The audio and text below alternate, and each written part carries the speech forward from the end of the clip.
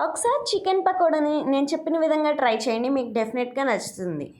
ముందుగా క్లీన్ చేసుకున్న చికెన్లోకి కొంచెం సాల్ట్, పసుపు, 2 స్పూన్స్ కారము, ధనియా పౌడర్, జీరా పౌడర్, చికెన్ మసాలా, గరం మసాలా, అలానే కొంచెం అల్లం వెల్లుల్లి పేస్ట్, ఇందులోనే చిన్నగా కట్ చేసుకున్న కరివేపాకు, కొంచెం కొత్తిమీర, 2 పుదీనా ఆకులు, కొంచెం లెమన్ స్క్వీజ్ చేసుకొని మొత్తాన్ని మంచిగా మిక్స్ చేసుకోండి.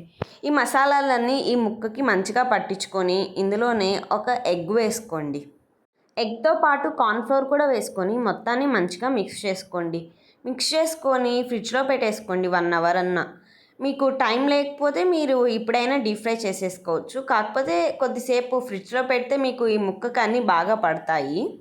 ఇప్పుడు ఒక కడాయిలో డీప్ ఫ్రైకి సరిపడా ఆయిల్ తీసుకొని ఇందులోనే ఆయిల్ హీట్ అయిన తర్వాత మనం ముందుగా కలిపి పెట్టుకున్న చికెన్ కూడా వేసేసుకొని మీడియం ఫ్లేమ్లో ఈ చికెన్ని కాల్చుకుందాం.